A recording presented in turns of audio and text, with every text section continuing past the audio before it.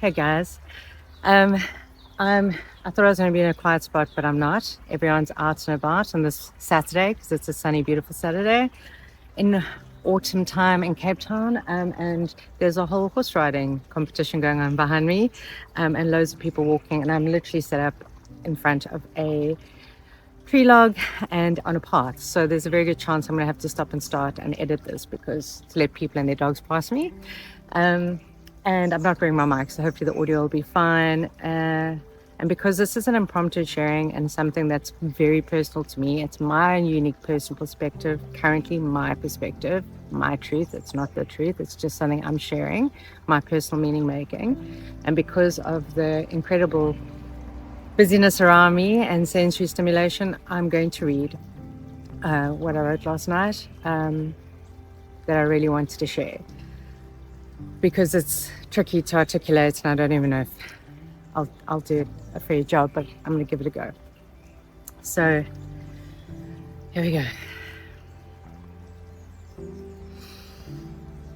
Whew. So yesterday I woke up thinking I really want to share a little bit of the story of Ren with you guys, because he is a living example of what the next SoulJourn series explores, and because I resonate and relate so deeply to a lot of what he says around mental and physical pain. And also what I love about Ren is how he is spreading so much awareness around mental health, chronic pain, and all the other issues that are normally seen as taboo, or how society will judge it as not getting it right, being different, not having the capabilities to live effectively or efficiently. And how he creates these safe spaces for people to engage and to demystify and unshame so many of these topics that actually underpin the reality of our lives and affect so many of us. And on that, not written down, we all want our lives to have meaning, you know. We all want our lives to serve as legacy or wisdom, or, you know, we all want to be seen and heard. And anyway, let's get back to the writing. So yesterday morning, I got a call from a friend who had lost her sister the night before last. By her own choice, which has now changed what I wanted to share about Ren and about the SoulJourn series that I will be releasing next week. I've filmed it, but now I'm going to edit it. So this is what I'd like to express.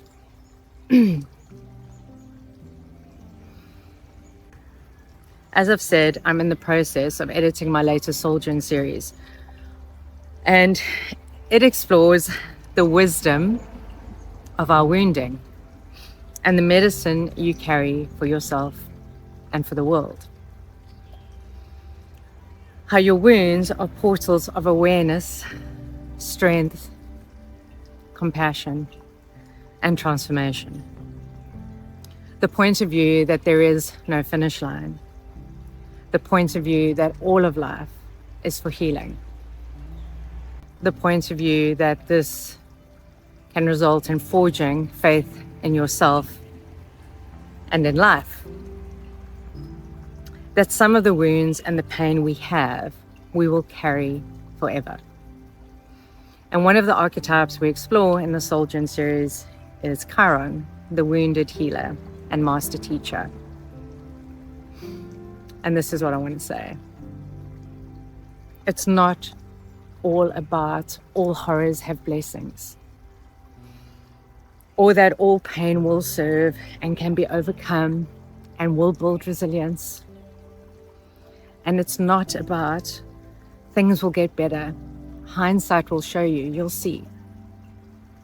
Or that, look at Ren, or look at me, or look at any other example of someone you know who sets out to inspire others to have faith, that then defines a successful wounded healer who has transcended and alchematized pain successfully. or that the pain will end. Maybe it will, maybe it won't. Sometimes there is no wrapping your head and your heart around it.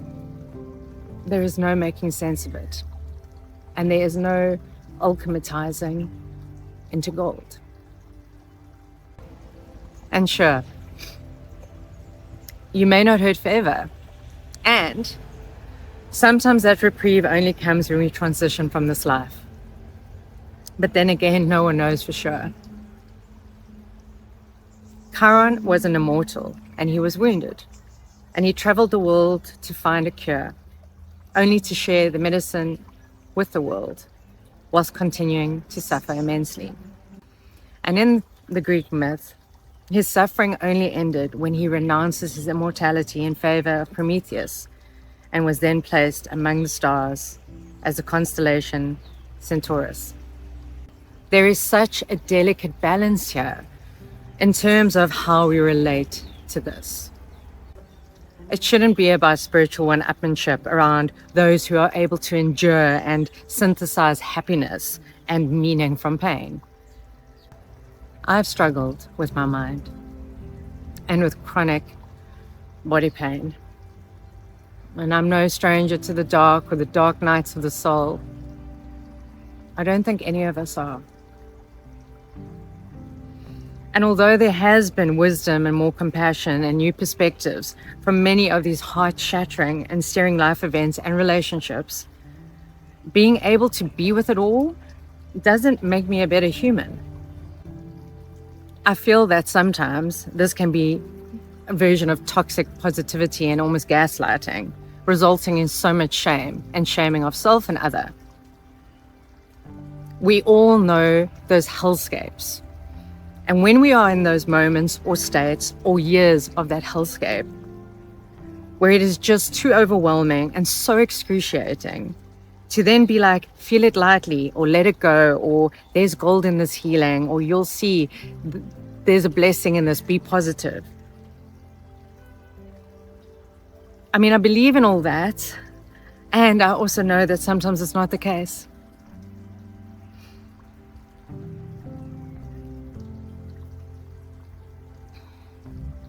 I've had quite a few friends, who've chosen to exit this incarnation of their own accord.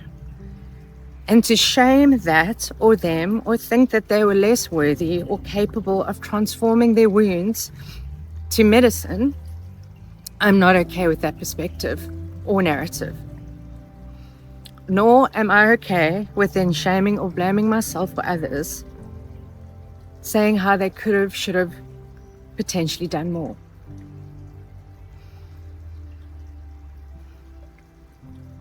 For me, every life is the medicine. Everyone alive and their own unique touch and essence in the world, and their being and becoming is the medicine. Regardless of how and when they endure and if they are unable to. Every life has a profound impact on how I engage with and view life. And every life has become part of the medicine and the wounds that I now carry, and has resulted in the deep compassion for myself and for others. I really believe that we truly all are the medicine of this world, and we are all walking each other home, and sometimes crawling, and sometimes deciding to take an early exit. It's all part of this confounding human journey.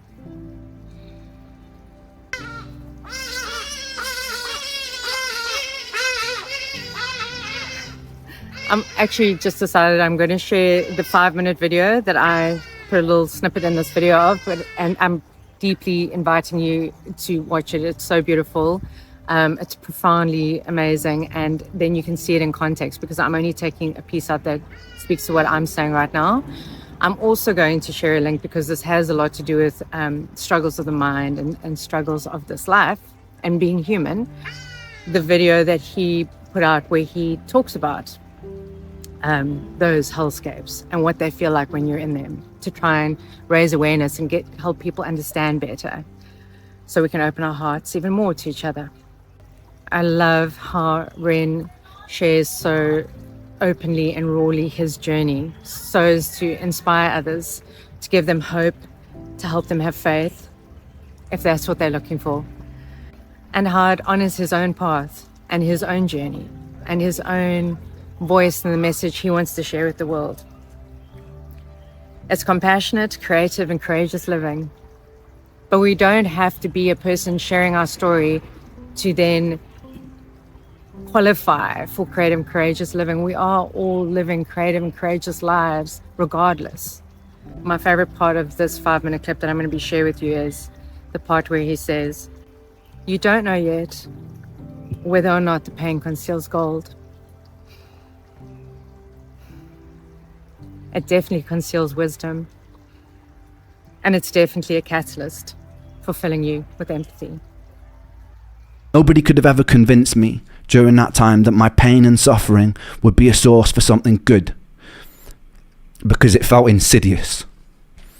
Nobody could have ever convinced me that something constructive can come from hurting every day. But I'm here to tell you that if you are hurting every day, don't be afraid. One thing I know to be a certain, to be a constant law of the universe, is that life is inconsistent. Life is beautiful and life is hideous. Life is kind and life is cruel. Dancing inside this dichotomy and inconsistency makes me know that you won't hurt forever, whether that comes from resolution of what you're going through or acceptance of where you are. You won't hurt forever. You don't know yet whether or not your pain conceals gold. It definitely conceals wisdom, and it's definitely a catalyst for filling you with empathy.